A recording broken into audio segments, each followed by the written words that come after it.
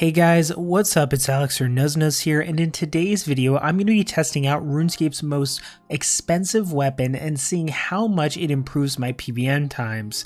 Now, I'm not an insanely elite PVMer, so I think I'm sort of a good demonstrator of seeing if this bow can really bring my damage and previous setup to the next level, and if it's really worth the 5.5 billion GP price tag for someone who won't have perfect rotations or skill. I think it'll be a good demonstration of this. I bought the bow a few days ago and I've been learning to use it, and I've been testing it in various places, and for 5.5 bill I really have high hopes that this was worth it, because as it stands it's my most expensive piece of PVM gear that I've ever bought, and the most expensive piece of PVM gear that you can actually buy in RuneScape, weapon or otherwise, and it's one of the most powerful weapons in game. So let's get into this. I think it's going to be pretty interesting to see how this works out. The Bow of the Last Guardian is a tier 95 bow that has a passive and special attack. As you can see on my buff bar on screen, this is the passive effect called Perfect Equilibrium. You gain stacks of this passively when attacking with the bow. Every hit you gain a stack, and once you reach 8 stacks, a single attack is launched at your enemy, which clears your stacks completely. Now this attack deals 8 to 14% ability damage and 35 to 60% of the damage from the attack that triggered this, which is important. This means in theory you should get your stacks up to 7 and then launch a big attack like a dark bow. This allows for 2 debow hits and then another big hit from the passive. Now where the Spec comes in, which is basically the most important part of the bow, it's a spec called Balance by Force, which you need 30% adrenaline to use, and this makes it so that you only need 4 stacks to launch the hit from the bow's passive, and this attack that's launched is doing 175% to 375% ability damage when used. And this attack is launched for 175% to 375% ability damage when used, so keeping the spec up at like all times is very beneficial, and you can time this as well so you can get to 3 stacks and then debow or use a big hit to deal out massive damage. The special attack and passive, when you first read it, it seems pretty complicated, but really it's quite simple, and most of the time you won't really even be using the bow without having the spec up. You'll almost always be under the upgraded passive from the spec, assuming you're under the spec at most times since there is 0 cooldown on it. Now the main learning curve that I've found with this bow is the fact that if you want to deal the most optimal damage, you'll need to be counting your stacks to make sure every 4th hit or after 3 stacks use a high hitting ability or spec so the proc can deal the most damage as possible. However, that's something I'll hopefully get down with more practice. I do try to keep my eye on the spec when using the bow, but if I'm not totally optimal, that's okay. It's very difficult to keep track of what you're killing, not dying, keep track of mechanics, all your abilities you're using, adrenaline, and also count your stacks in every ability. So I won't be using the bow 100% optimally during this video, but I think that's kind of the point of this video, to see how good this bow is, even if you aren't a super elite PVMer with amazing crisp rotations. So my main thought with this video is to kind of try this at places that I have a solid baseline of kill times recently, where I use my setup that I've had forever, which was mostly dual wield blights with Hydrix but criminal bolts, or I would use a Saren God bow with God arrows like big arrows or full arrows. Now the first place I decided I would go to test this was Raksha. I went duo because I have over 800 kills with my friend. He uses the same setup. We always have had pretty much the exact same setup throughout our kills, and we have a very good baseline in our kill times. We just recently got a PR set with me using Blight Bounce at 2 minutes and 43 seconds or so we have that in mind, and we're gonna see how this does at Raksha. So when using this at Raksha, it really did not take long to notice a difference. I had just gone and set the PR of 243 with my friend like a week prior, maybe even less time than that, and we went and I noticed right away how fast we were phasing things, and something that really helped was essentially I could stay under the spec at all times. Especially with duo, it was a lot easier to kind of count my stacks a little bit more, so I could kind of time the big hits since I didn't have to focus on, you know, the melee hits and stuff. It's much easier at Raksha when someone else is tanking, so I kind of had an advantage there, but I've always had that advantage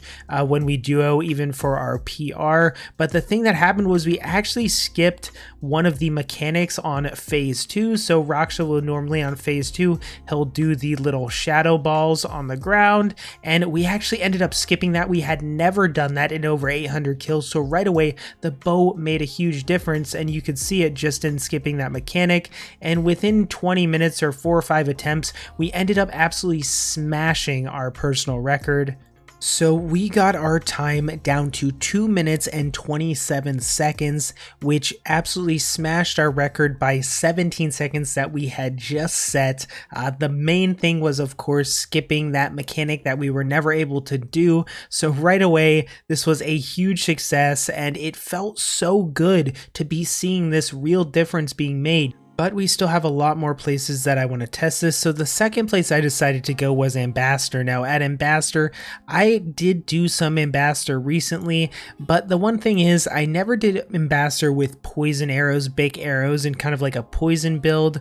So I decided to do that, but also of course with the Blessed Guardian, and my solo time was 5 minutes 29 seconds, which in all honesty was not very good. I do only have 16 solos, but I was hoping to maybe get under 5 minutes, maybe 4 minutes or so. So of course I did the dungeon, and then we went on to the Ambassador, and the thing I noticed right away, it was just, the damage was just off the charts. Like the spec is just, I don't even know how to explain it. It just feels so smooth to use. I have used ECB. I was not using an ECB with this, but before, when I was trying to learn how to use an ECB like a year ago, I did not notice this much difference. It was a lot harder to use for me, just because of the not being able to heal under the spec. It was, I would say, definitely harder to learn to use the ECB back then than it is to use this, and I noticed way more difference with this. So we ended up smashing our PR by almost 2 minutes. We got like 3 minutes 45 seconds, which was absolutely crazy. Now I did use big arrows, weapon poison, and stuff like that, which I didn't use big arrows before, so I'm sure that had a fair bit to do with it, but I definitely think the bow had a huge impact on this. So 2 PR smashed, basically first attempts on all of them. So now we've still got a little bit more to do, but I am just loving this. So me and my friend, as you guys know, if you've seen my Road to Party Out videos, have been doing a lot of Zamrock. We've been doing a lot of 300% kills. That's kind of the sweet spot where we've been doing it. With me in range, it was kind of hard to do the 500%. We do get them, but they aren't as smooth, so we've just been sticking to 300%. So we have a very good baseline. Our kills range from 5 minutes 45 seconds to like 6 minutes. I think our best time was like 5 minutes 45, 5 minutes 40 seconds.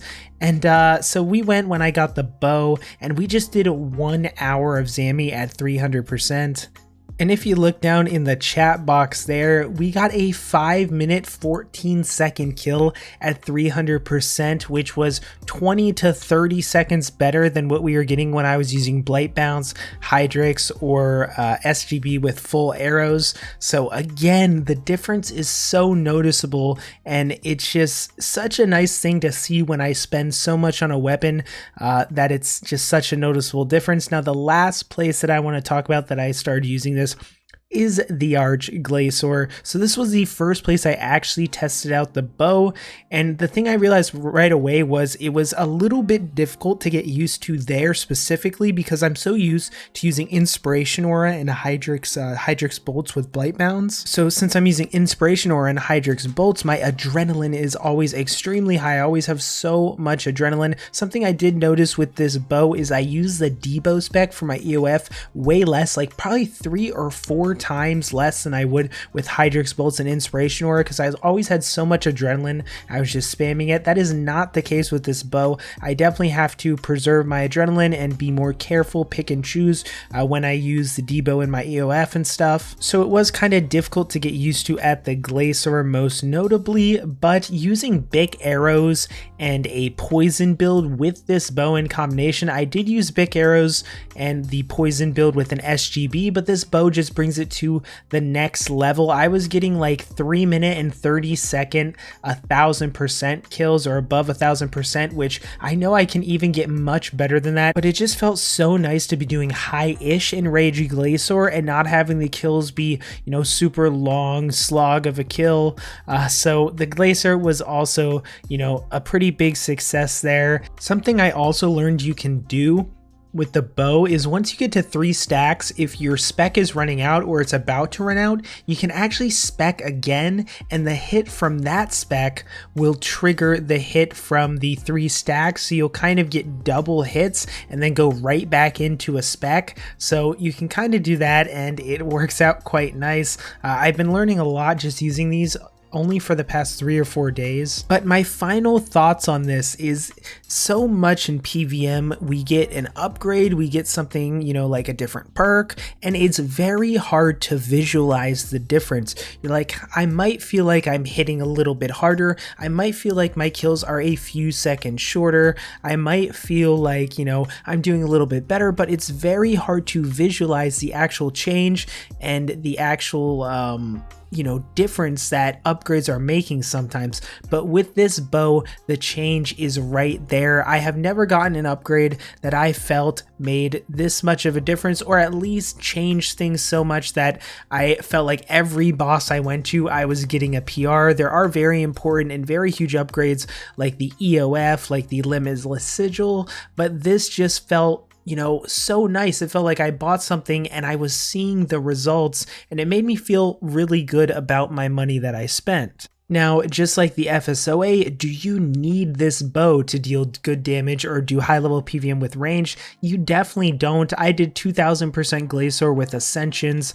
I did Rocktalog, almost the Arch Glacier log, Solok, a bunch of other higher level bosses with, you know, Blightbounds or Ascensions or just an SGB. You definitely do not need this bow, but is this bow gonna make a difference if you're a ranger and you're on the, you know, you're thinking about it, you're on the edge about, should I get it, should I not? Is it gonna make a difference? Yes, you will see an absolute noticeable difference. And if you're somebody who doesn't have the most crisp rotations when using the bow, that's okay, because these rotations, you don't have to be perfect. The spec is going to go off. If you use a low hitting ability, it won't hit as much, but that spec is still going to go off once you get the amount of stacks. So it is good to keep an eye on your buff bar, but as I've shown in this video, I did not always keep a keen eye on my buff bar to use a high hitting ability at all times when that spec was about to go off. And even somebody who's using like Revolution, who's not going to keep a big eye on their buff bar, not going to, you know, time every ability with the passive stacks perfectly, you're still going to notice a very big difference. And I would say the bow is definitely still worth buying. This video was super fun to make. If you can't tell, I'm super ecstatic with the purchase, and I'm going to have a ton of fun trying this at different bosses, seeing what records I can set, my own personal records, and hopefully making a ton of money and paying for this very soon. But I thought it was a little bit of a fun video, not an expert analysis, but just my thoughts on it, how I feel about it as somebody who doesn't, you know, have perfect rotations, and just if I think it's worth it in general. So yeah, I hope you guys enjoyed. I'll see you in the next video. Make sure you hit that like button to get it out to more people. It really helps me out, and peace.